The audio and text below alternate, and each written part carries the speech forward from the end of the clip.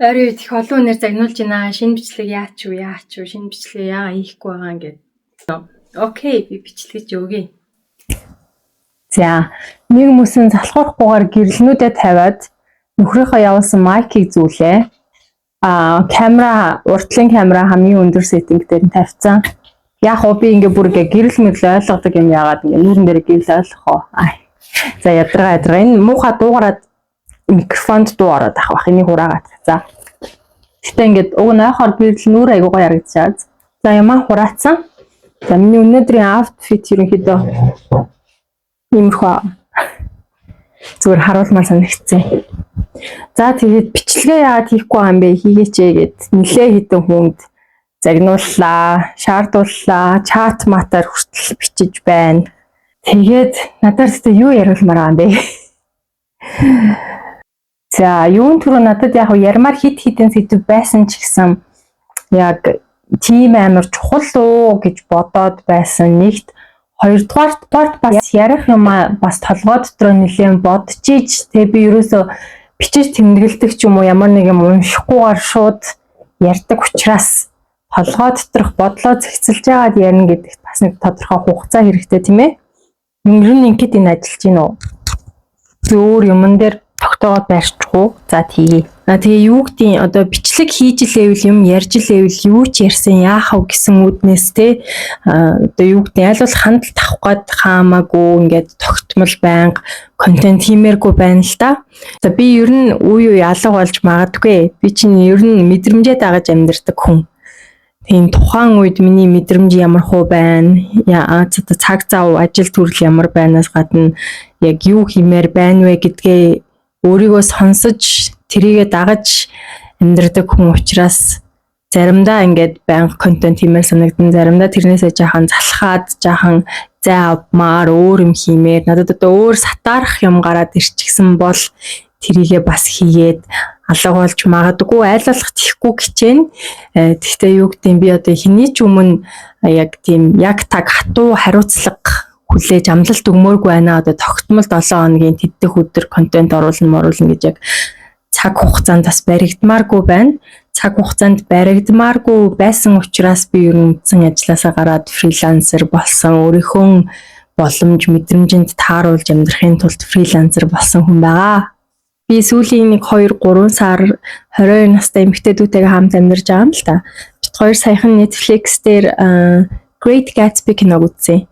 Тэгээд энэ киног ер нь үзээгүй хүн тун цөөхөн байх. Энэ киног болохоор 20 дугаар зууны Америкийн хамгийн алдартай зохиолуудын нэг болох бас л адилхан нэртэй Great Gatsby буюу Агуу Gatsby зохиол дээр сэтгүүлч хийсэн. Энэ номын зохиолч нь Scott Fitzgerald. Тэгээд миний хувьд энэ киног хит үзчихсэн учраас киноноос илүү анх удаага энэ киног үзэж байгаа 22 настай дүүгийн маань одоо реакшн нь илүү чухал сонирхолтой санагдчихсэн. Дүүгээ илүү ажиглаж анхаарч үзчихсэн.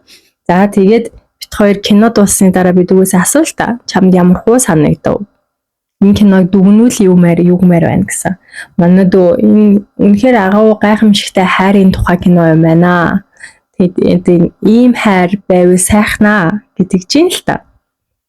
Тэгэхээр би ингээл нэг жоохон ног нэгэл чи нэг хайрын тухай кино гэж бодож байна гэл тэгсэн. Тэгсэн чинь тийштэй байна хайр л байгаа зү.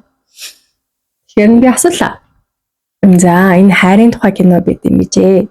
Энэ одоо Gatsby Daisy-д амар хайртай учраас ингээд энэ бүхнийг хийгээд Daisy-гийн төлөө өгч байгаа юм байна тийм ээ гэсэн чинь одоо кинон дээр ингэж л гарч байгаа юм чинь тэгж л ойлгосон гэж юм л та.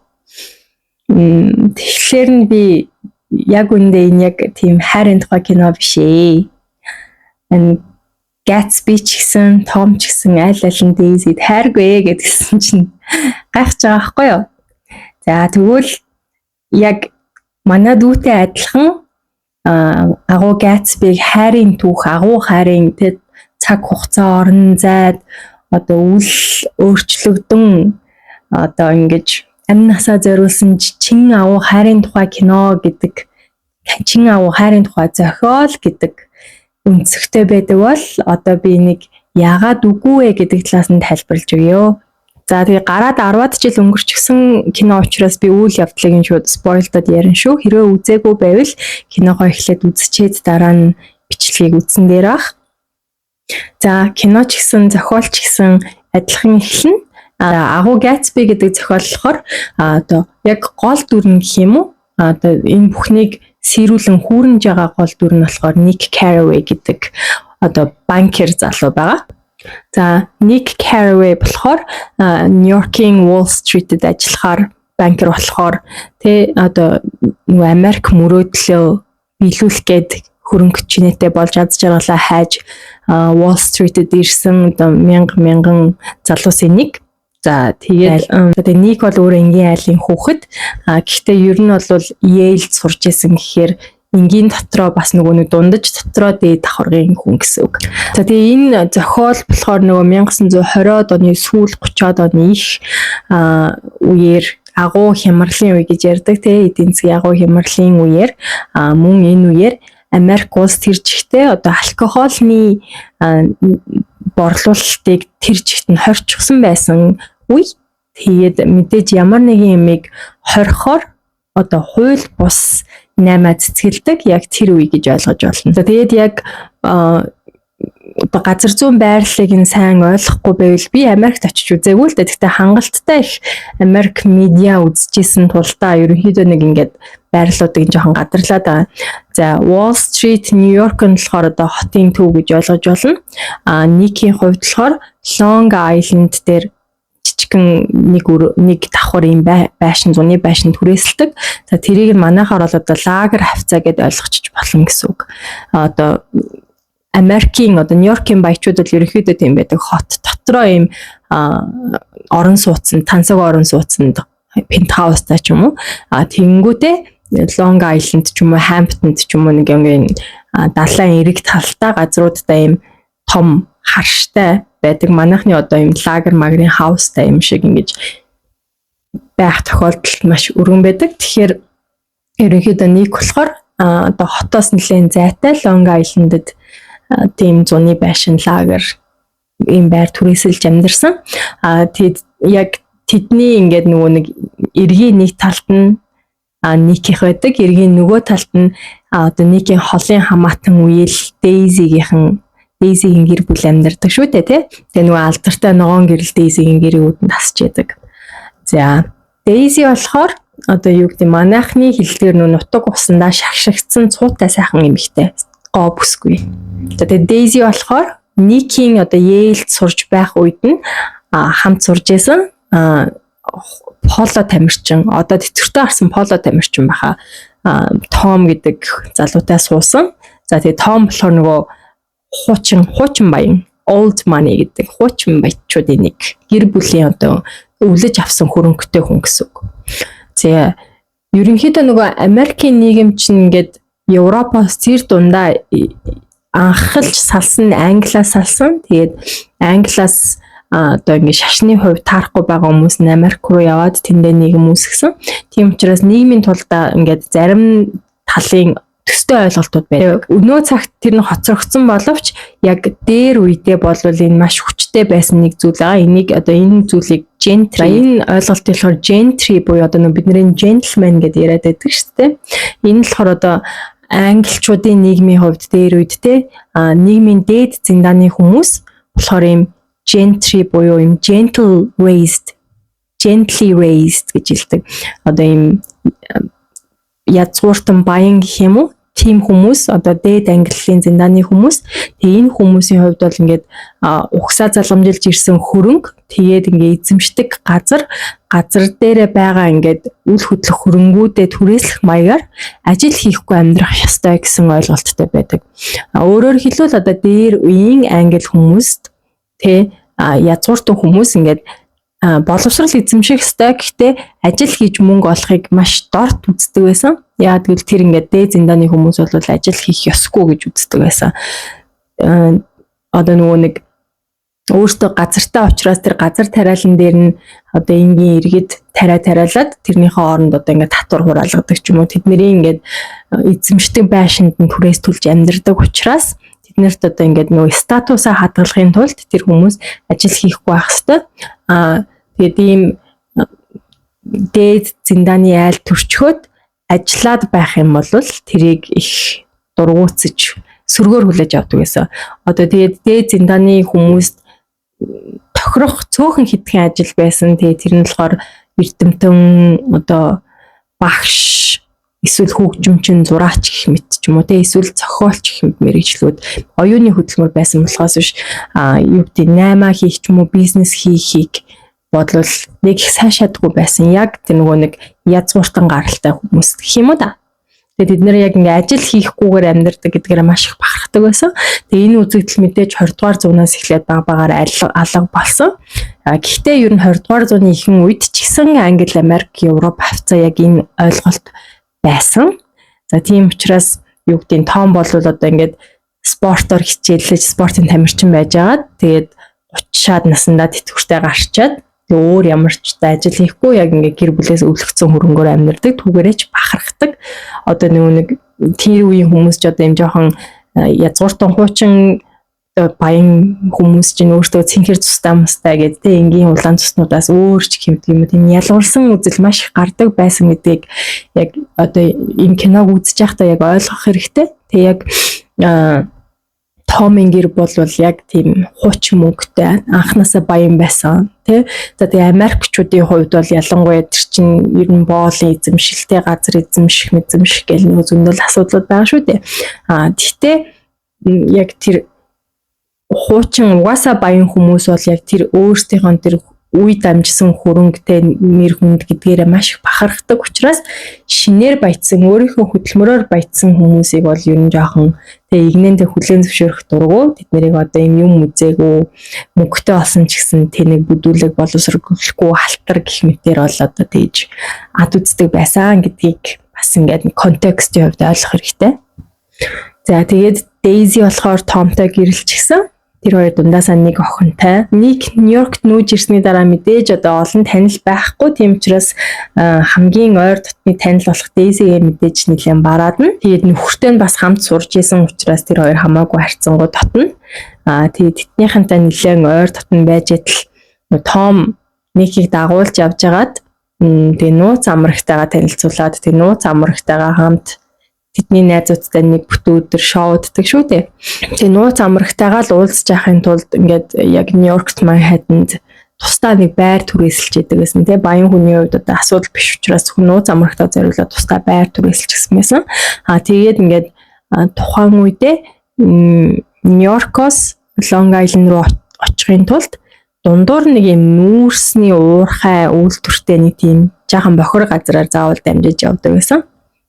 За тэгээд Томын нууц амраг нь бол тэрэнд ажиллаж амьдардаг. Нөхөр нь одоо механикч, Томын машиныг засдаг хүний ихнэр байсан. Тэгээд мэдээж Никийн хувьд ихэндээ айгүй юу байгаа штэ. Өөрийнх нь үеэл найз хоёр нь суудсан байдаг. Тэгтэл найз нь ингээд үеэлийг нараар нь тавиад тэрэндээ бүр өөрийг дагуулж аваад оролцуулчихсан мэдээж айгүй юу байдалд орсон. Тэгээд Томын хувьд бол энэ зүгээр байдаг л зүйл. Угаасаа юм байх л ёстой. Би юу гэдэг ихнэрээ ингээд сайхан авч явж гин. Тэгээ би хажуугаар нь ягаа зугаацаж болохгүй гэж гисэн байдалтай тий. Тэгээ тэр өдөр ингээд шоудчихсэн чинь нууц амраг нь Дейзигийн талаар яриад ирсэн чинь Том уурлаад чи миний ихнэрийн нэрийг хэлэх эрх чамд байхгүй гэд алгадаад шүдийг нэг шүдийг нь унахчдаг шүү дээ. Дараа нь Ник Дейзитэй ингээд нэг арай жоохон ингээд дотн тэгээ чин сэтгэлээ уудлаад ярьж идэл Дейзи бол ингээд Том өөрийг нь араар тавьдгийг мэддэг. Одоо нууц амраг нь шууд гэрлүүн ирээ цэргүүгээр залгадаг тий хоол идэж яхад залгадаг. Дейзи бол нөхөр нь араар тавьдгийг мэддэг, хүлээн зөвшөөрчихсөн. Тэгээд одоо түүнд өөр юу гэдэг түүнийг нэсэргүүцэх боломж байхгүй гэх юм уу? Тэгээ нэгэнт ингээ хувь тавилантайгаа эвлэрчихсэн байдаг. Тэгээд өөрөө хэлдэг штэ намайг ингээд хүүхдэд төрүүлж яхад нөхөр маань байгаагүй. Хаана байсныг би мэдэхгүй, хинтээ байсныг нь мэдэхгүй. Хүүхэд төрүүлэхдээ охин төрснийг хараад, тэгээ хөөхөн охин төрснийг хараад тэнэг байгаасаа гэж бодсон. Тэгээ охин минь хөөхөн бөгөө тэнэг байвал их аз жаргалтай амьдрнаа гэд нэг тэлдэг шүү дээ. За ийм амьдралтай хүмүүс байжээ. Том баян, ухсаа залгамжилсан, үе залгамжилсан баян. Тэгээ маш үзэсгэлэнтэй тэр алдар цуутай сайхан эмэгтэйг авч суусан ч гэсэн механикчийнхаа эхнэр нэг тийм жаахан боловсралгүй танхаа байрын эмэгтэйтэй байн гараар нь тавьдаг, эхнэрээ одоо доромжилдог. Тэгсэн мөртлөө нөгөөх нь ингээ эхнэрийг нь талаар ярих гэхээр ч юм уу амнаасаа миний эхнэрийн нэрийг ч битгий гарга гэд нөгөөхөө зодоод идэг те. Эхнэртэйгээ яаж харилцаж байгаа. За тэгээд тэр нууц амрагтайгаа яаж харилцаж байгаа нь ингээд тэнгэр газар шиг өөр. Эхнэртэйгээ бол үргэлж тийм хүндлэлтэйгээр тийм төвчээртэйгээр одоо юу яг жинхэнэ джентльмен зангаараа хизээч өдөөс нь уурлахгүй, чанга ярихгүй, гар далайхгүй зөөлөн байдаг. Тэр нууц амрага бол дургуун нөрөх юм бол эмэгтэй хүн гэлтгүүгээр зохиочдыг нь углаа хайдаг. Тийм харилцаатай байгаа. За тэгжээд л мэдээж Никийн одоо хажуудлын хөршин маш нууцлаг ирхэм тэгээд ингээд амралтын өдөр болгон ингээд асар юм нижгэр нүсэр том ингээд танихгүй бүх хүмүүсийг ингээд урьдаг тийм амар их мөнгө цацдаг үжлэг зохион байгуулдаг тэрвэрээ алдартай. Тэнд нь одоо ингээд урлаггүй ч байсан ч гэсэн хүссэн хүн болгон явж чод одоо хязгааргүй дуулж бүжиглээд ууж идээд цагийг зугаатай өнгөрөөж цэнгэж жагаад яваад өгч болдог. Яагаад тэр хүн ингээд тэр өөрийнхөө тансаг харшид бараг л юм цайз гэж болмоор харшид ингээд танихгүй хүмүүсийг ямар ч шалтгаангүйгээр өөрөө хариуд нь юу ч авахгүйгээр цуглуулад ингээд шоудуулаад идэх юм бэ гэдг нь ингээд бүр ингээд хүмүүсийн дунд домог болцсон хин чин асуултанд нь хариулж чадахгүй байгаа. За тэгээ энэ асуултын хариултыг мэдээж гол дүрээ Ник олно. Олны анхаарлыг татаад ингээд цуу яриа домог болтлоо үжлэг цэнгэнд мөнгө зарж байгаа мөртлөө тэр нууцлаг Гэтсби гэдэг эрхмийн царайг хинч мэддэггүй. Гэтэл тэр хүн яг өөрөө Никийг араас нь хөөцөлтөөд найз нь болох гээд дотносох гээд нэлээд хэсэг хичээж агаад ер нь Никтэй сайн найз болдог. Тэгээд Гэтсби манлахоор 32 настай, алтан шаргал өстэй, царайлаг, өвөөмөр тийм залуу байдаг шүү дээ.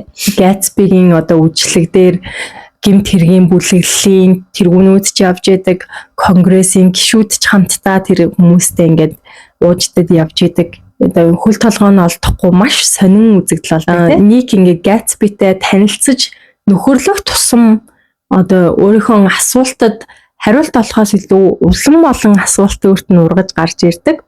Гэтсби ингээд өөрийнхөө түүхийг ярьж өгтөө юм ядуу айл төрсөн. Тэгтээ тэр хувь заяагаа өөрөө хүлээн зөвшөөрөхийг хүсээгүй учраас жаахан том болоо гэрээсээ цухтчихсан. Тэгж явж байгаад нэг баян юм өвгнийг далаад живэх гэж байхад нь тааралдаад живхээс нь авраад тэгээд одоо тэр хүнийг ингээд ментро болгоод тэр хүнтэй хамт амьдраад дагаж ингэж аялаад тэгээд тэр хүнээс ингээд хувцлах, ярих, бие авч явах бизнес хийх ч гэдэг юм уу бүх соёлыг нь ухааныг нь арга барилыг нь сурч авсан гэж хэлдэг. Тэгээ тэр хүнийг өгөхт нь хөрөнгийг нь өвлж аавна гэж бодож исэн ч гэсэн чадаагүй. Гэрийнх нь Гэтсбид нэг ч төр өгөөгүй. Гэхдээ одоо Гэтсби ямар ч гэсэн тэр хүнээс ингээд ийм чинэлэг хүмүүс яаж сэтгэдэг, яаж бие авч явдаг тэр зүйлийг сурчсан гэдэг. Дэлхийн 1-р дайнд явсан, дараа нь Оксфордод сурсан, боловсроод тэгээд ингээд баяжсан гэд хэлдэг За тэгээд нэлээд дотносчээд л ер нь Гэтсбигийн Никтэй ойртох гээд тэр найзлах гээд байгаагийнхан гол шалтгаан нь яг Дейзи байсныг бүгдээрээ мэдж байгаа шүү дээ тий. 5 жилийн өмнө Гэтсби нэгэн үйлчлэгт явж байхдаа Дейзитэй танилцаад ухаангууд дурлаад тэгээд тэр өдөр ингээд хэрвээ энэ бүсгүй ингээд үнсхийн бол миний хувь завлан үрд өөрчлөгднө гэдгийг би мэдчихсэн. Тэгсэн ч гэсэн үнсээ ингээд тэгээд тэр мөчөөс тэр өдрөөс хойш тэр нөө өдөр сараа тоолчихсан байдаг ш 5 жил тэдэн сард тэдэн өдөр тэдэн цаг гэдэг. Тэгээд тэр өдрөөс хойш ингээд Дейзи миний амьдралын цорын ганц утга учир болсон. Тэгээд би Дейзиг өөрийн болгож болох нь л миний хүн болсны хувь тавилаа. Одоо миний амьдралын ганц зорилгоо гэж хэлдэг. Тэр Никээс Дейзи гэртээ ураач гэж дуудаад тэнгүүдээ тэр Никийн гэрээг янзалж байгаа. 근데 Дейзиг орж ирэхэд нь муухай байж болохгүй гэсэн үднээс Дейзи гоё орчинд байлгах ёстой гэж үтсэн үднээс яаж санарч тэр гэр орныг нь янзалж зэгцэлж цэцэг тортоор дүүргэж байгааг нь те харах юм бол өөрөө яаж сандарч байгааг харах юм бол мэдээж ингээд амар хайр хүрнэ. Тэр Gatsby-гийн өмнөөс ингээд empathy өндөртэй хүн бол тэр яг ингээд догдолж зүрхэн төгтөг гэж байгааг мэдэрнэ те. Тэгээд тэр хоёр ингээд 5 жилийн өмнө танилцсан. Тухайн үедээ тэгээд Gatsby ямар ч хөрөнгө мөнгөгүй байсан. Тэгээд Daisy надад хамаагүй хоёлаа ингээд хамтдаа цухтаж болно гэдгсэн чинь чи намайг жоохон хүлээчгээ би мөнгөтэй болж байгаа чамайг яг ингээ ёс төртэй ирж авнаа гэдгсэн. Харамсалтай нь Daisy хүлээлгүйгээр Tomтай гэрэлчихсэн байдаг тий.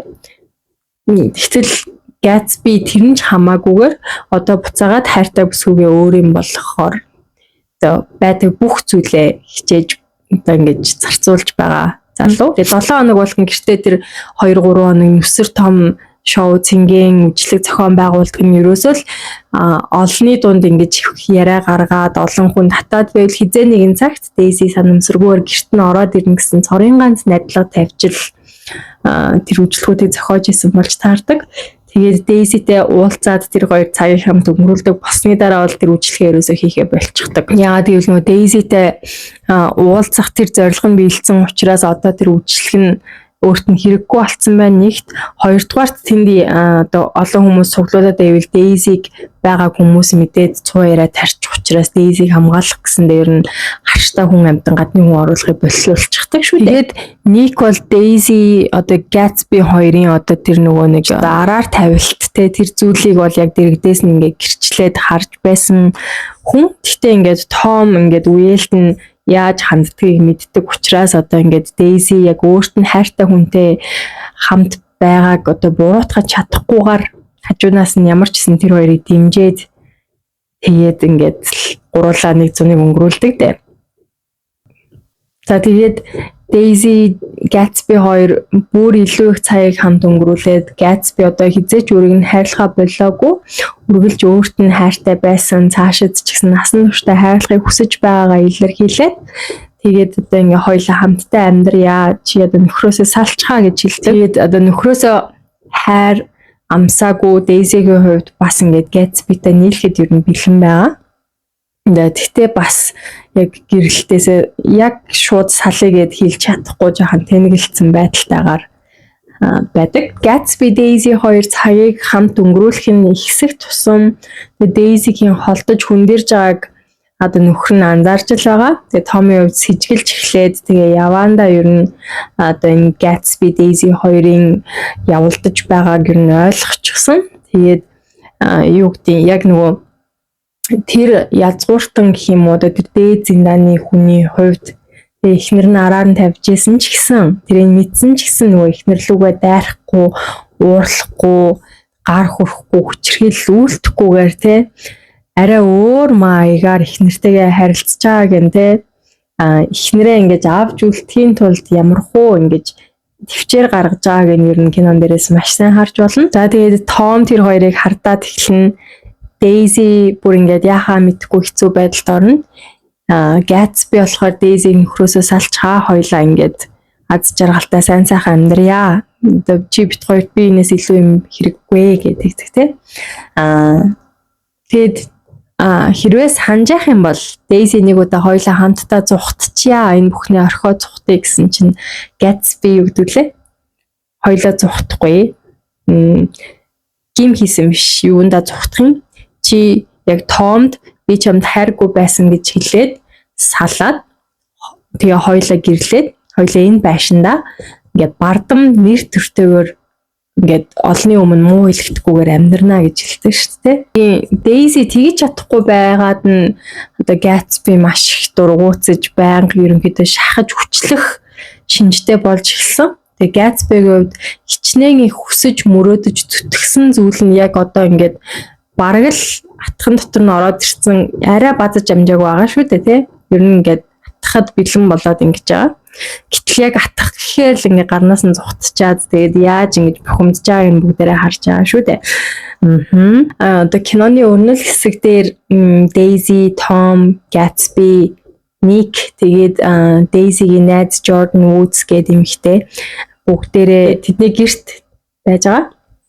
бид нэр өдрийн хоол идэж байгаад ер нь нэг байдал жахан эвгүй болж хурцтаад Gatsby, Tom хоёр ингээд ер нь нэг жоохон ингээд хоорондоо харшилтаад тэгээ нөгөө хэд чинь хот орыг амар халуун өдөр хэдүүлээ хот орыг тэнд ядаж хүмүүс зүс байгаа гэд тэгээд плаза зочид буудлын руу яваад тэн дотроо бас нэлээх юм болдог шүү дээ. Тэгээ мэдээж их нэртэй нь явуулдаад байгаа гэж харцсан учраас Том ингээд Gatsby-г жоохон судалсан байдаг. Тэгтэл нөгөөх нь юу биш Оксфордод явж байгаагүй одоо өөрийнхөө талаар ярьсан зарим юмнууд нэлээд худлаа болж таарад. Тэгээд хизээч Оксфордод сурч үзээгүй. Тэгээд нөгөө олсон гэдэг байгаа хөрөнгө нь ерөнхийдөө нөгөө хууль бус алкохолны 8 болж таарсан байдаг. Тэгээд их нэртэй наадах чинь одоо тий өөрийгөө яриад байгаа шиг юм хүн бишээ, тийм дээд зиндааны хүн бишээ. Наадах чинь зүгээр ингээд боломжийг ашиглаад гинт баяжсан хууль бус юм хийж баяжсан гинт хэрэгтэн зайлтай итгээд байгаамаа гэд ийм хүнтэй суул тий чиний одоо нэр хүнд чи юу болох юм бэ гэд хэллээд тэгээд ингээд Daisy-гийн хувьд жоохон зочролд орсон байх үеэр нөгөө дээдсийн зиндааныхын чинь нөгөө бинтэйгээ яг джентльментэйгээ яг яаж харилцах ёстой гэсэн бичгтэйгөө хууль байдаг. Тэрийг Gatsby маань тухайн үчид уурандаа тийм нөгөө хамаг өнгөрсөн амьдралыг дэлгэцэнд уурлаад яг ингээд Tomыг барьж авч замдаад яг цохонгоо алдаад тэр нь болохоор нөгөө яг төрлөхөөс одоо нөгөө нэг юу гэдэг за тэрийг болохоор яг ингээ хараад ингээ Daisy бүр ингээ цочиртой шоконд ороод байгаа шүү дээ. Тэрийг одоо бид нэр харуул юм сүртэй ингээ эр хүмүүс хоорондоо барилцаж авах юм байлгүй л яадгийн ингээ тэгнэ. Яагаад ингэ зүр болоод байгаа юм гэхээр нөгөө л нэг зиндаа давхаргын ялгаа байхгүй юу?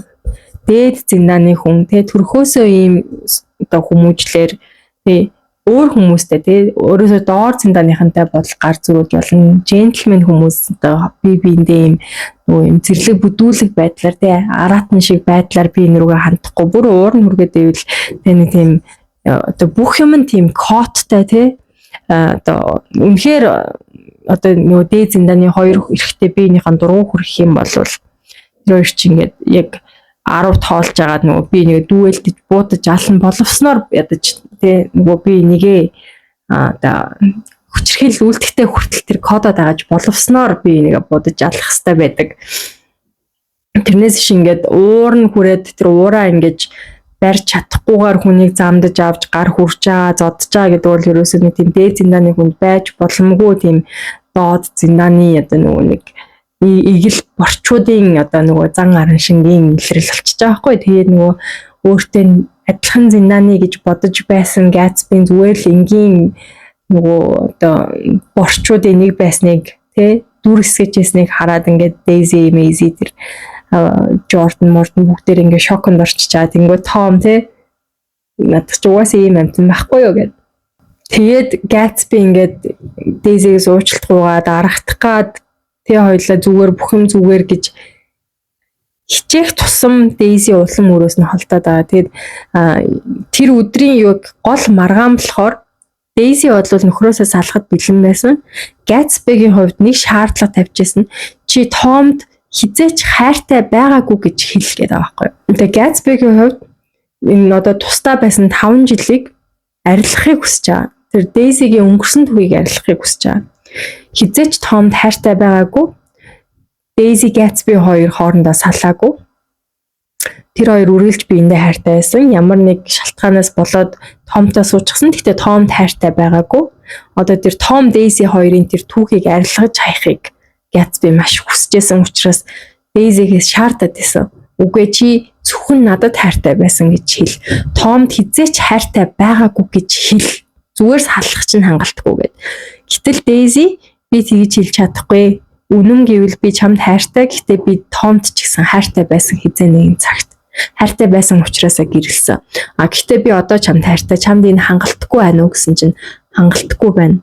Хоёлаа өнгөрснийг засаж залруулах хэрэгтэй. Хоёлаа одоо анхнаасаа салсан байдлаа байгаагүй юм шиг болох хэрэгтэй гэсэн байдлаар тэгж шахснаас болоод хэрүүл үсээд Tom ингээд хүннийг нэлээд тэр хоёр чинь барилцаж аваад тэгсэн чинь Daisy одоо ингээд Gatsby-г яг нүрийг нэх юм уу хараад Тэгээд Gatsby-гаас ингээд цухтаад байдаг.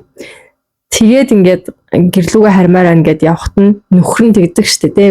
Эхнэрийг нэргүүлээд явуулдаж байгаа залуу суух гээд байгаа залуу. Чи манай эхнэрийг гэрт нь хүргээд өччих, бид нэр жоохон байж байгаа араас нь явна гэж хэлдэг. Тэр нь яаж байгаа гэхээр Том ингээд Daisy шууд ойлгочихж байгаа хгүй. Daisy хизээ чинь Gatsby-тэй суухгүй юм байна. Одоо тэр намайг сонгочлоо гэдэг мэдж байгаа учраас Gatsby ингээд ёжлоод шоолоод доромжлоо тий. Чи манай эхнэрийг ганцаараа ингээд хоёулах нь аваа яв тий. Чи одоо яач чадахгүй надах чи минийх чамд одоо хийж чадах юм байхгүй. Тэгээ Daisy надаас холдохгүй гэдэг ингээд нүүрэнд ингээд бүр ингээд нялж шít чи яач чадахгүй штэ байна да гэд. За тэгээ Daisy Gatsby хоёр Long Island руу явж байтал нөгөө нүүрстэй жоохон бохор дүүргээр явж итэл Tommy нууц амраг нь машиныг нь хараад Tom байна гэж хэлээд нөхөртөө зодуулж гисэн болохоор тусламж гуух гэж явж байгаа тэр машинд дайруулад нас орчихдаг тий. Тэгээ түүний араас Tom, Nick, Jordan 3 явж агаад нөгөө нэг цогцыг нь хараад тэгээ Tom юу болсныг мэдгээд очиод тэгээд нууц амраг нь хүчгсэн байгааг хараад тэнд бол бас дотроо нэлээ өмөрж байгаа. Ер нь бол бас нууц амрагтай зүгээр л нууц амраг биш бас нэлээ хайртай байсан маа да. Тэгээ ингээ нууц амрагийнхаа гашуудсан нөхөр дээр нь очиод тэгээд эхнэрийг чинь алсан хүн бол Gatsby гэд хэлчихдэг тий.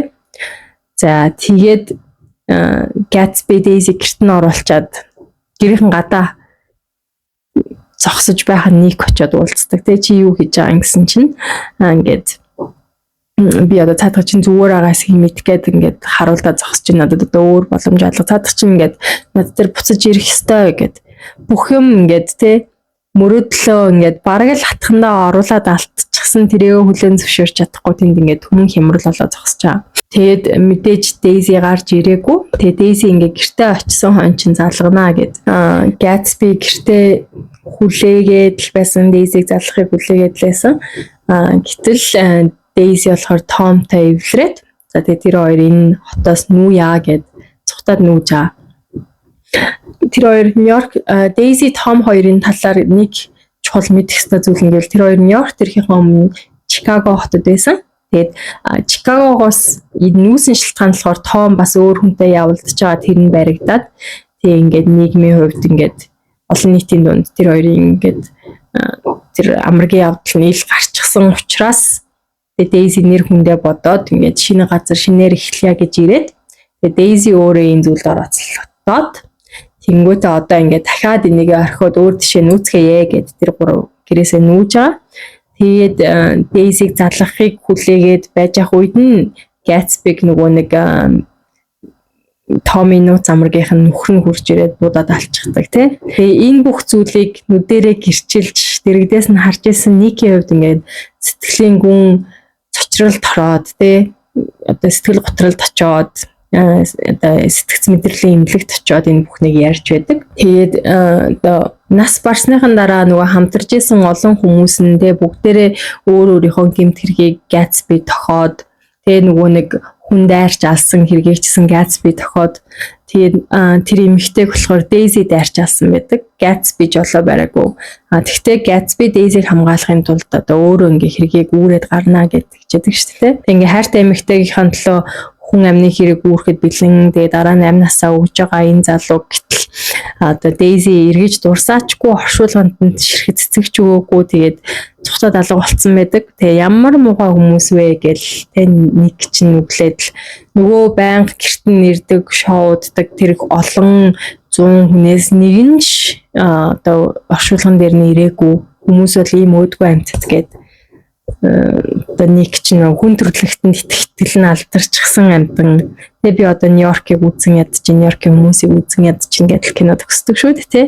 Тэгээ энэ киног бодохоор ийм хизээж бүтлэхгүй ариун сайхан хайрын тухайч юм шиг, анги давхаргын ялгаач юм шиг. За нэг бодлын энэ бол сайхан хайрын түүх.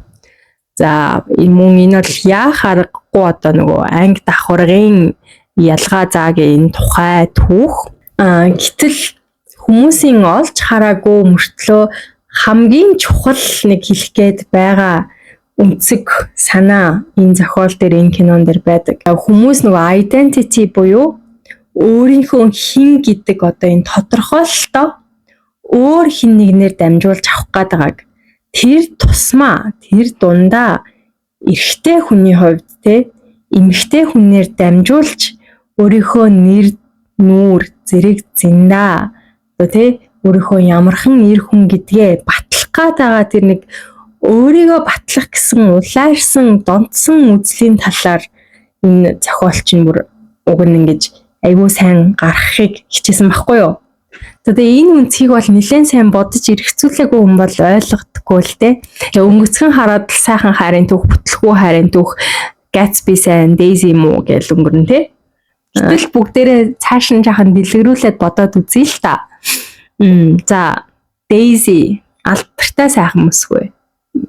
Тэ нөгөө юу гэж хэлээд байдаг вэ? Нэг чинь ингээд бараг дотроос нь гэрэл гарч байгаа юм шиг байдаг гэд хэлж яадаг те. За тэгээд сайхан мөсгөө яадаг вэ гэвэл мэдээж эр хүн болгон өөрийн болохыг хүснэ. Яагаад сайхан мөсгөө тэрчүүд татагддیں۔ За мэдээж хамгийн одоо ойлгомжтой гэх юм бол сайхан хүнийг харахад сайхан хүнийг үнсгэхэд сайхан хүнтэй унтахад сайхан л байлгүй яах вэ? Тэгээ хүүхдүүд нь мэдээж хөрхөн сайхан гений хувь сайхан төрнө. Гэхдээ тэрнээс илүү нэг чухал шалтгаан байгаа. Эрэгтэй хүний хувьд сайхан их нэртэй байх.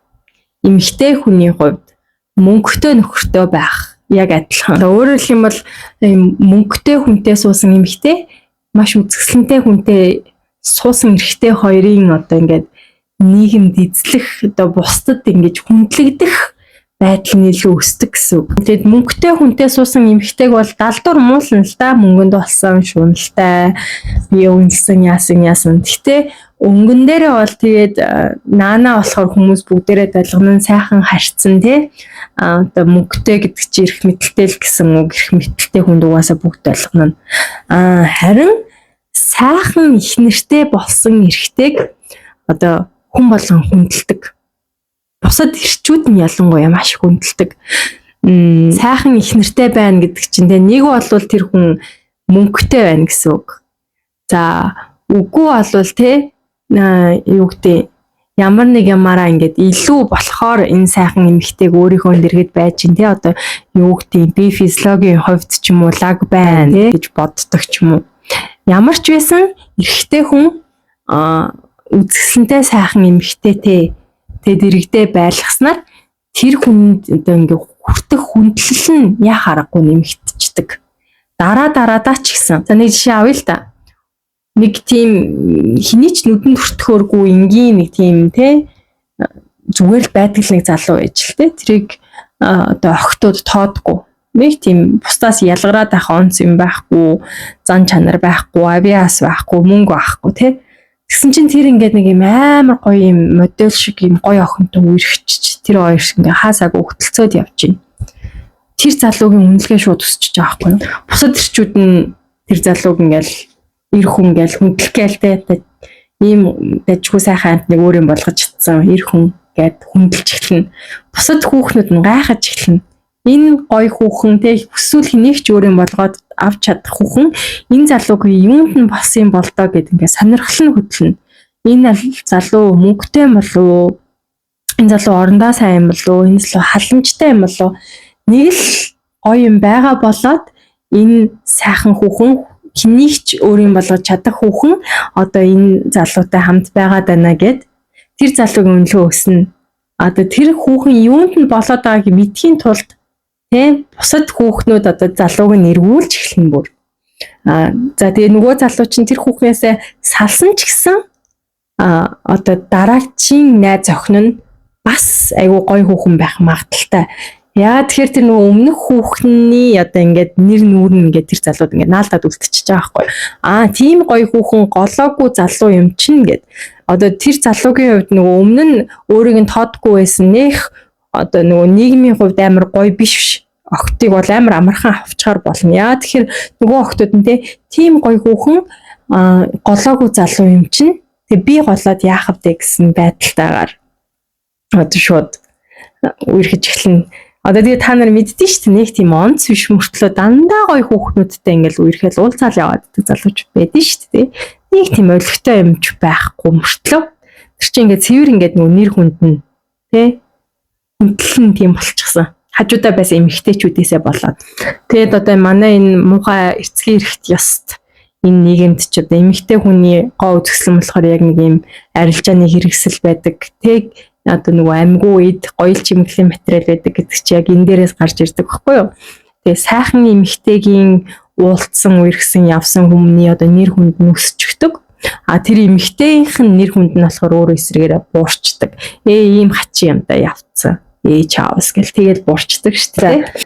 За тийм байдаг учраас одоо ирчүүд тийм гоё эмэгтэйг өөрийн болгохын тулд үхэн хатан гүйдэг байх нь байна.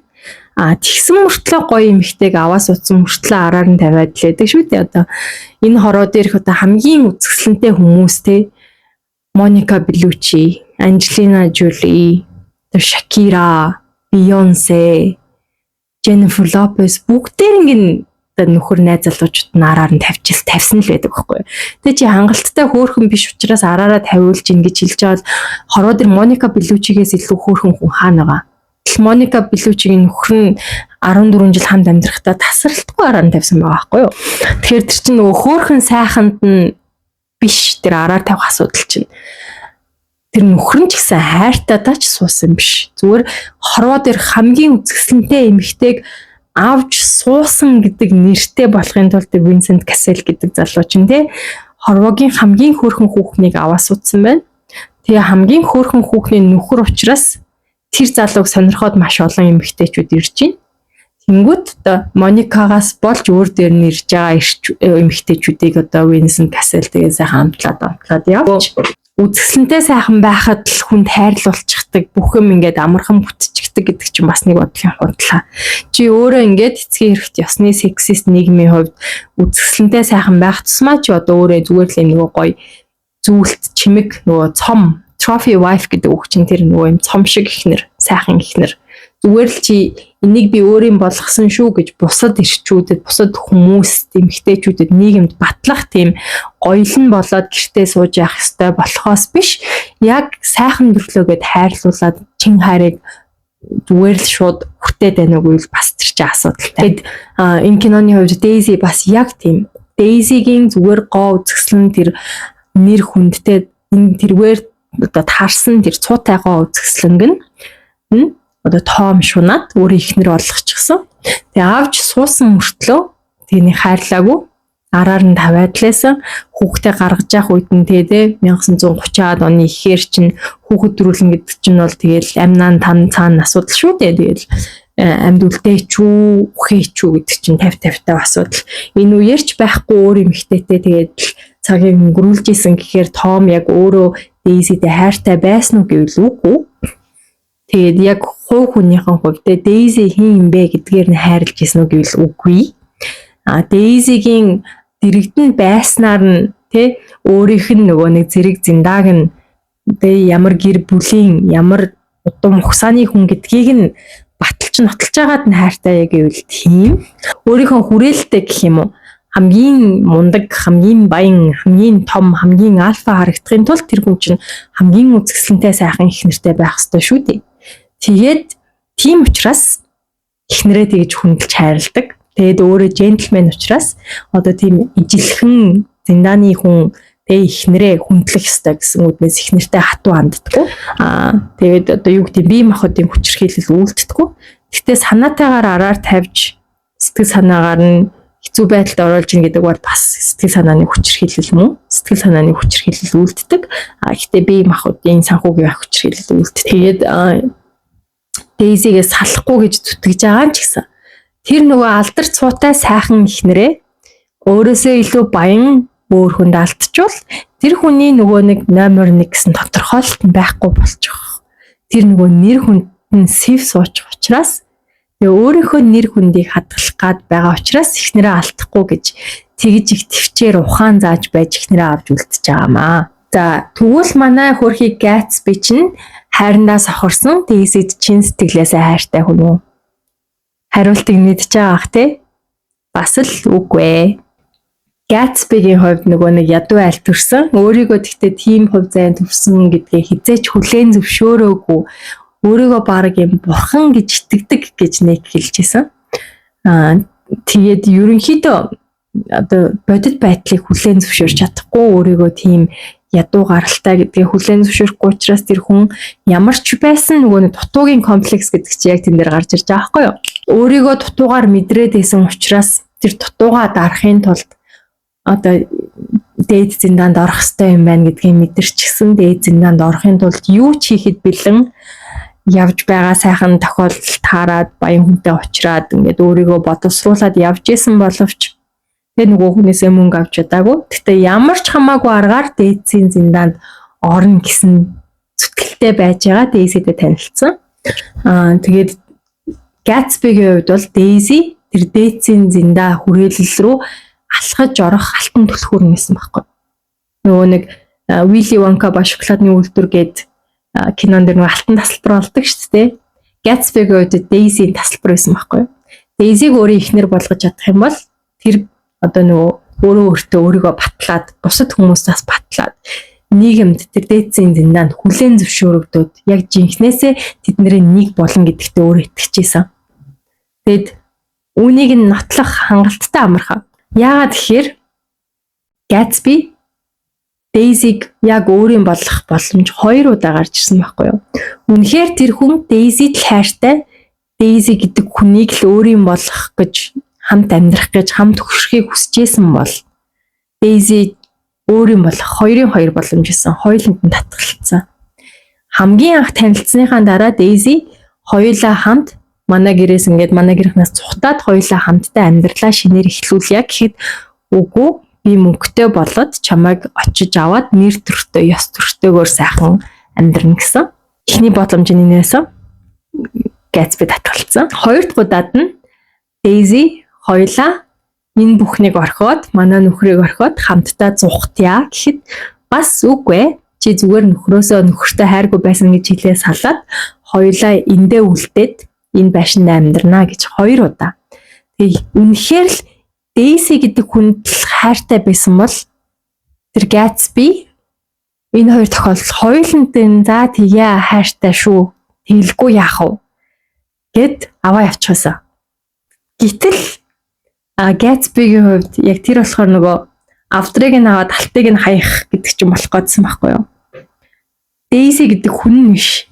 Дейзиг дагуулж ирж байгаа нийгмийн хүлээн зөвшөөрөх, нийгмээс хүндлүүлэх тэр юм нь байхгүй. Тэгээ тэр хоёр ингээд шал танихгүй газар юу чгүйгээр бүхнийг эхлүүлнэ гэхээр тэр хоёр зүгээр л энгийн амьдралаар амьдрахаар Дейзи бол тийм юм хүсэж байсан. Gatsby тэрийг хүсээгүй.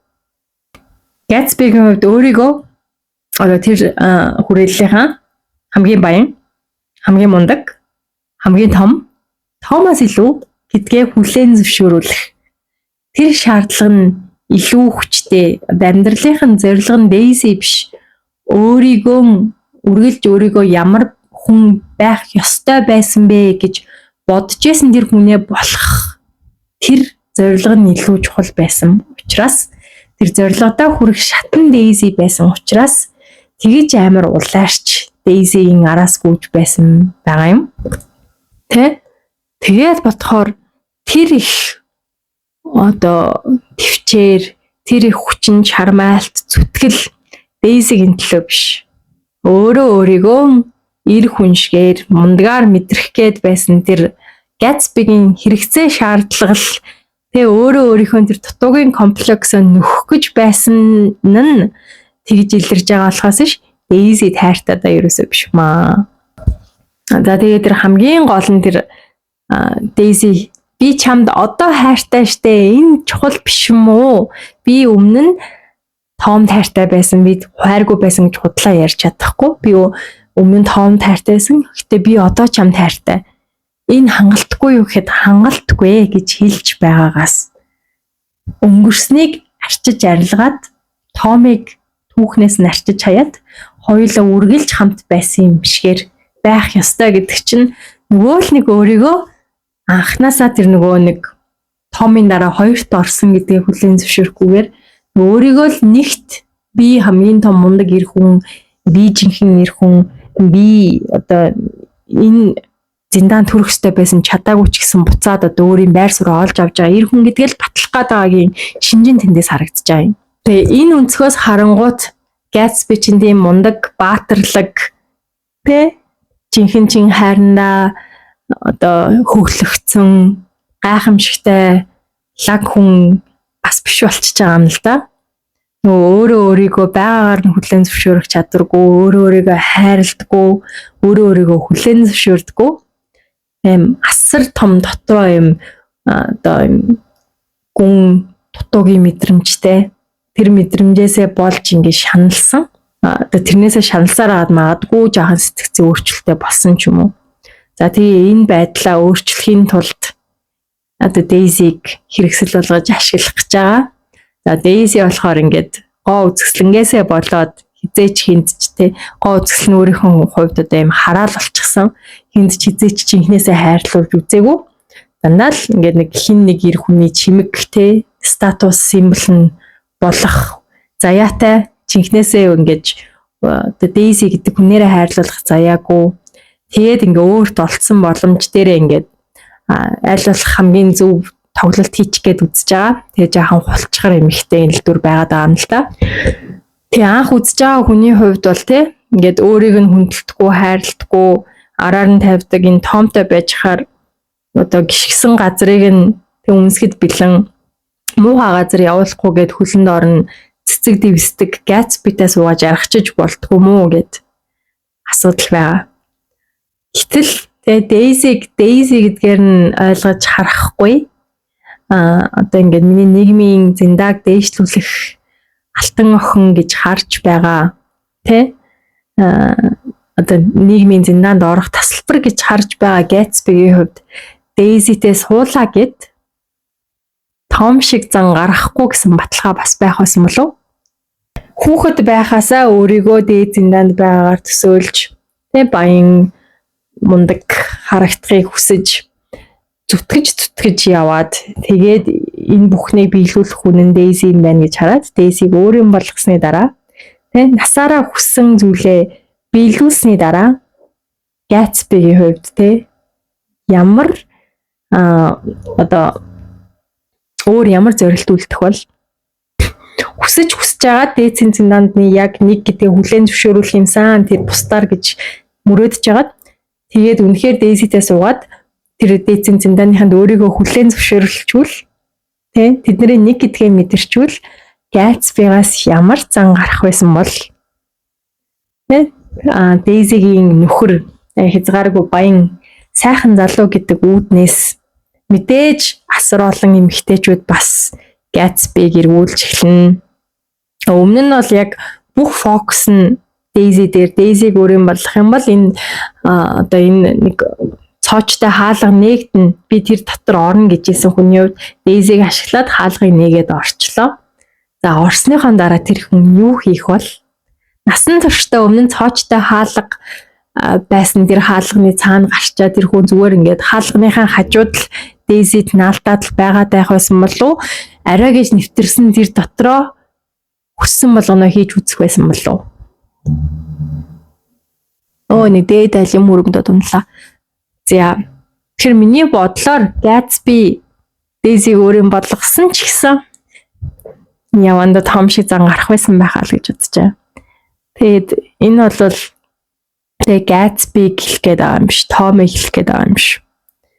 Яг өөртөө өөрийнхөө 100% хайрлаагүй, хувь хүнийхэн хувьд хайрлаагүй, тэгээд хорийн ганц тэр нөгөө нэг заяаны хань гээд байгаа хүнтэйгээ таараагүй бол эрэгтэй хүмүүс ер нь араар тавих байхаа. Эрэгтэй хүмүүс нөгөө араар амир их тавьдаг гэдэг. Тэр чинь яг нөгөө өөрийнхөө 100% хайрлаж нөгөө заяаны хань гэдэг анхны харцаар шахуу дуурлаж одоо нөгөө яаж ч ийсэн алдаж болохгүй хүн гэдэг айцгүй үедээ тэр хүмүүс чинь ингээд араар тавихад бэлэн байгаад нь шүү дээ. Тэгээд чи 1000 үзэсгэлэнтэй байгаад нэмэр адлах. Чи юусоо секси асуудал биш байгаа байхгүй юу? Эрэгтэй хүн секс тутсандаа ч юм уу эхнэр нь хангалттай хөөрхөн биш байх үед араар тавиад байдаг юм юусоо биш ба. Миний бодлоор ер нь ингэж нэг хүнд дурлах чинь хоёр төрлийн дурлал байгаа юм.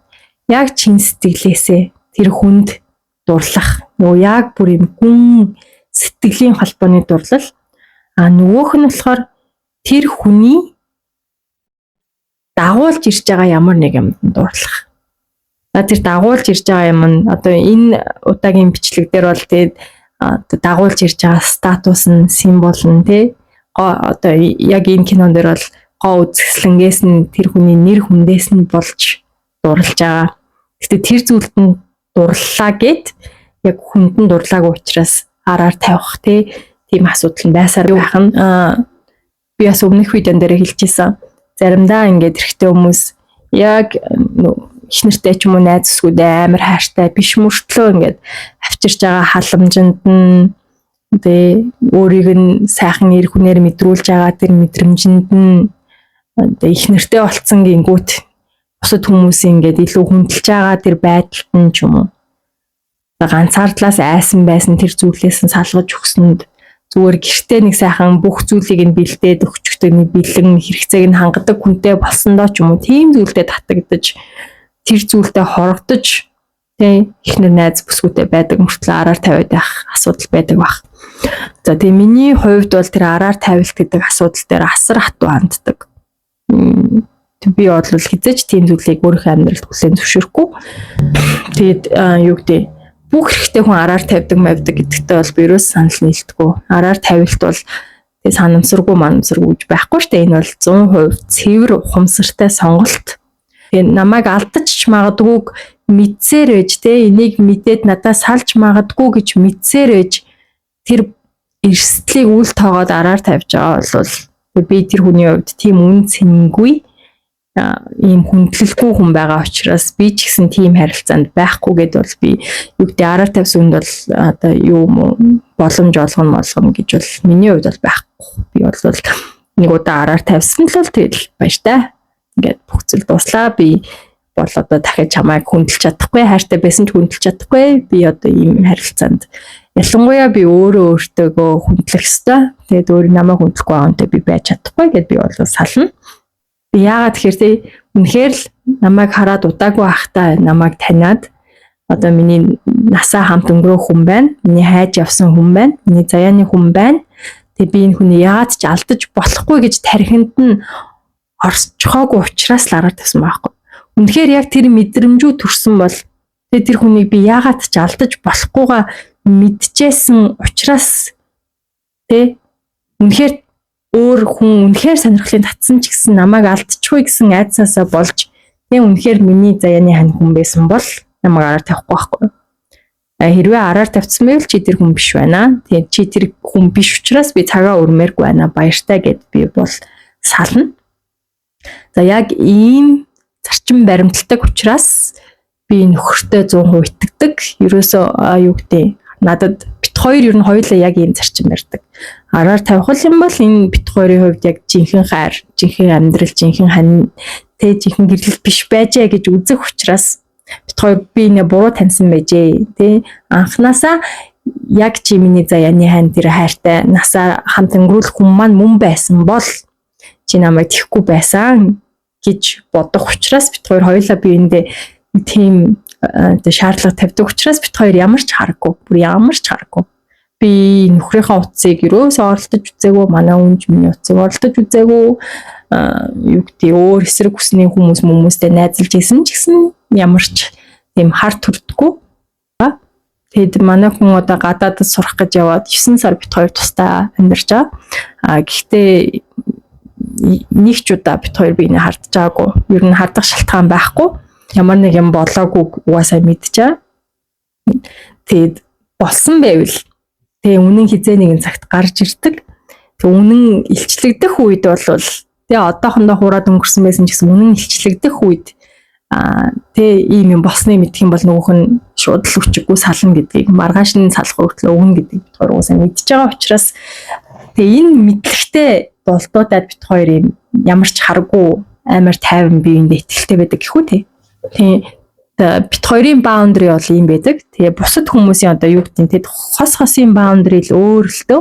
Тэгээ бит хоёрын хувьд бол ийм хатуу баундритай гэх юм уу да. За тэгээ ингээд буцаад кинороо ороход одоо Gatsby-гийн хувьд яг Daisy гэдэг хувь хүнд нь бие хүнд нь дуурлаад тэр хүний ингээд онцлог зан гаран шин тэр хүний тэ дотор нь байгаа сүнсэнд нь дурлаад тэр хүнтэй л ингэж насаа өнгөрөөнө гэж дурлаагүй юм шиг надад санагдаад байна. Тэр хүний эсэ гэдэг үзэсгэлэнтэй бүсгүн авчирж байгаа нийгмийн статусанд болж дурлж байгаа учраас эсэгээр дамжуулаад нийгмийн статустаа хүрчих юм бол тэр хүн яг тоомтой адилхан араар нь тавиад тэгэл орон дэзиг уурлахаар нэг цэцэг жимс бэлэг авч өгчөөл амын таглал байж ах байсан байх гэж би бодоод байна. Яг өнөөдрийн сэдвэр бол ерөнхийдөө ийм юм байдаг. Одоо өөртөө итгэлгүй, өөрийгөө голдог ч юм уу тий. Өөртөө хайргүй хүмүүс ямар нэгэн байдлаар өөр хүнийг ашиглаж тэр нөгөө дотор байгаа хоосон орон зайгаа дүүргэхийг, өөрийгөө эмчлэхийг, өөрийнхөө асуудлыг шийдэхийг оролддог л доо. Тэгээ энэ зөвхөн одоо юу гэдэг эрэгтэй хүмүүс л ингэж идэг ч гэж хэлж байгаа юм биш. Мэдээж эмэгтэй хүмүүс ч гэсэн ийм зүйл хийдэг. Гэхдээ би өнөөдөр бол яг энэ кинотойгоо уялдуулаад эмэгтэй хүмүүс ингээд эрэгтэй хүний статусыг нийгмийн зэрэг зэндаг тэгээ нэр хүндийг яаж өргөддөг юм бэ гэдэг талаар ер нь ярьлаа. Тэгээд юу гэдэг сайхан эмэгтэй эр хүний нэр хүндийг өргөдөг гэдэг бол яахаарахгүй үнэн. Тийм ч учраас эрчүүд чинь ингээд гоё эмэгтэйтэй яаж ижаад оронд оруулчаад дараа нь тэрийг ингээд нэг амар гавья байгуулсан юм шиг те бахархаж сайрхаж ярьдаг штэ те би тэрийг бавсан энийг ч бавсан ингэсэн тэгсэн гэдэг. Тэр чинь ингээд нийгмийн нүдэнд гоё хүүхнийг өөр юм болгосон учраас тэр гоё хүүхний одоо тэр статус нь өөрт нь ингээд шингээд тэр эрэгтэй өөрийнх нь ингээд нэр хүндийг өсгөхгүй даа. Гэтэл эмэгтэйчүүд эсэргээрээ одоо би тиймч залуутай бавсан, би тиймч залуутай унтсан гэл нэг одоо юу гэдэг ирчүүд чиг тэгж бахархалтайгаар ингээд хаамаагүй танихгүй ч юмаагүй ярьдгүй шүү дээ. Яг нь дотны найз мэдтэй бол ярих л ах л та тий. Яагаад тэгэхээр тий ууг нь ингээд бодвол одоо тэр эрэгтэй хүн чинь ингээд эмэгтэй хүнтэй унтаад тэнгүүдээ ингээд нэр хүнд ингээд өсөд байна. Гэтэл нөгөө эмэгтэй хүн яагаад ингээд эрэгтэй хүнтэй унтчихаар ингээд нэр хүнд гэдэг юм уу нөгөө үнцэн гэдэг юм ингээд буураад байгаа юм гэхээр яг л нөгөө эмэгтэй хүн чинь эд бараа. Тэгээ эд бараа хэрэглэх тусам нөгөө үнэлгээ нь буурдаг шүү дээ. Хуучин машины, хуучин байрны, хуучин хувцсны үнэн буурж байгаа шиг эмэгтэй хүний бие болохоор тэгээ нэг тийм арилжааны эд зүйл учраас хэрэглэх тоогоор одоо үнэлэмж нь буурна. Эрэгтэй хүн болохоор хүн учраас одоо төрмөл одоо үнцэнтэй. Тийм учраас одоо эрэгтэй хүний үнэлгээ бол буурахгүй. Харин ч ингээд олон эд хэрэгл одоо нөгөө нэг юм үтсэн хүн гэдэг чинь олон орон аялаад үзчихээр олон ингээд гой цагтаа хаар олон машин унаад үзчихээр ингээд одоо туршлагатай юм мэддэг хүн гэж хэлдэг шиг одоо бас л олон эмэгтэйг тий одоо эд зүйлийг хэрэглээд үзчихээр тэрний одоо ингээд нэр хүнд нь өснө л гэж ярих гээд байна л та тий. Ингээд төгс ертөнцид байдаг байсан бол уг нь аль нь ч ялгаагүй тий ир юм ялгаагүй одоо ингээд олон хүнтэй унтцсан бол аль аль нь туршлагатай гэд бас тий юу хийхээ мэддэг гिचмээр байна. Эсвэл ингээ тий аль аль нь эрэгтэй эмэгтэй хоёулангийн юм онгой ариун цэвэр байдлыг нь магтандуулмаар байгаа. Тий онгон бүсгүй гэж ярьдаг шигэ зандан залуучуудыг бас ингээ алдаршуулмаар байгаа. Гэтэл үгүй ээ зандан залуучуудыг бол ер нь тийм жоохон шоолонгуу тий өдөө халтал ингээ эмэгтэй хүнтэй ч унтж үзээгүй гээл жоохон шоолонгуу. Тэгснэ эмэгтэйний онгон байдлыг ингээ магтандуулаад байгаа юм. Тэгээд амар сонин ингээд хоорондоо секс гэдэг хоёр хүний нэгийг нь онгон бай гэд нэгийг нь ингээд явдалтай бай гэж ингэж турлахчаад байгаа. Тэгээд тэр хоёр ч ингээд хоорондоо юм болох хэвээр. Тэгээд хоорондоо юм болохоор тэр хоёр чинь яг адилхан л хэмжээгээр ингээд секс хийсэн бол хийсэн, хийг бол хийг байх хэвээр шүү дээ, тий. Тэгэл ингээд нийгмээс нэг тавьдаг ийм нөгөө хүүснээр тулгуурласан нэг сонин ойлголтууд хөвшмөл ойлголтууд ер нь юм хоорондоо юм логикийн ямарч тийм зүй дараа байхгүй юм жоохон сонин. Яагаад ийм зүйлийг бид нэр ингээ хүлээн зөвшөөрөөд хийвээ юм шиг ойлгоод тэгээ улам давтаж яриад байдгийг би бас сайн ойлгохгүй бол байгаа л да. За тэгээ энэ урт бичлэгээрээ тэгээ юу гэж хэлэх гэсэн бэ гэхээр та одоо ямар ч хүн бай, эмэгтэй ч хүн бай, эрэгтэй ч хүн бай, дэйси шиг үзэсгэлэнтэй ч хүн бай, тийм биш байсан ч бай. Яг өөрийг чинь тэ байгаагаар чинь сайнтай муутай яг амьд хүн гэж харж хайрлсан хүнтэйгээл амьдрал зохиогоорой. Таныг ямар нэгэн байдлаар эд бараа шиг хэрэгсэл шиг үзэж байгаа бол таны биеийг, таны гоо сайхныг, таны мөнгийг, таны одоо нийгмийн зэрэг зэндаа статусыг ч юм уу одоо харж тийм зүйлт чинь татагдаж тэрэнд чинь татагдсанаа хайр сэтгэл гэж магадгүй өөртөө ч эндүүрч тантай нийлж байгаа хүн байвал те яг хин хин нь анханасаа тэрийгээ те өөртөө ойлгоод анханасаа илэн талангүй байгаад тэр тэгснээ ингээд одоо нийлж байвал болно л да. Одоо хоёр хүн нас үеийн хүрсэн хоёр хүн те нэг нь чи хөөх юм байна, чи юм мөнгөтэй юм байна. Хоёулаа ингээд хамтдаа сайхан гэр бүл болъё. Окей, анханасаа те ингээд нэг нүгүү байвал бас тэр чинь хиндээ шудрах штэ тий. Тэгэхгүйгээр би чамд хайртай. Тэгээ чамайг хайрлана, хоёлаа хамт амьдрна гэж хэлчихэд тэгтэл тэр нь хайр биш өөр зүйл байсан байвал өөр зүйлд нь татагдаж өөрийг нь ашиглахын тулд ямар нэгэн байдлаар ашиглахын тулд гэр бүл болж байгаа бол тэр шудраг бусан штэ тий. Хин нэгнийхээ ингээд амьдралыг нь үрж байна. Он цагийг нь үрж байна. Хүчин чармаалт хөдөлмөрийг нь үрж байна. Тэгэхээр тийм юмнаас одоо сэргийлж хамгаалах нь бас тэгтээ өөрийн чинь л үүрэг л болчихж байгаа юм л да. Тэгэд юу нь юу гэдэм бэ? Яг жинхэнэ хайр, жинхэнэ сэтгэл тэг хүн чамайг жинхнээсээ хайрлна гэдэг чинь яг тийм андуурхын аргагүй. Тэг хүн тэг ингээд ш надад хайртай юм болов гэл эсвэл чи надад хайртай юм уу да гэл тэг хүмүүсээс асуугаал энэ надад хайртай гэсэн мөртлөө ингээд байна. Уг нь хайртай гэдэг. Тэгтээ ингээд байна. Надад хайртай болов. Үнэхээр чамд хайртай байсан бол чамд тэгж асуугаа сууж явах шаардлага гарахгүй гэж би боддог. Хайртай байсан бол чи тэр хайранд нэргэлцэхгүй. Чамд угаасаа мэдрэгдэнэ. Мэдрүүлэх гэж хичээнэ.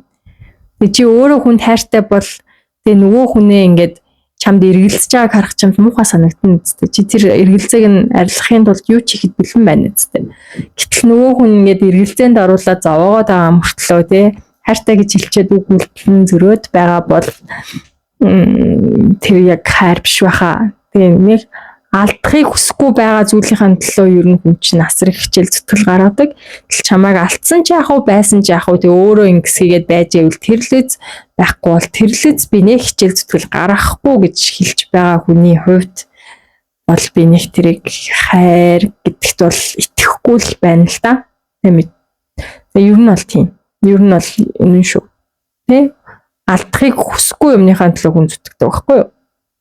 Чиний төлөө хүчин чармаалт гарахгүй, чиний гуугаад байгаа юм чи хийхгүй ч юм уу чамайг ингээд чиний хэрэгцээнд тэгээ чиний хэрэгцээ гэдэг чинь мөнгөний хэрэгцээ биш шүү заяа.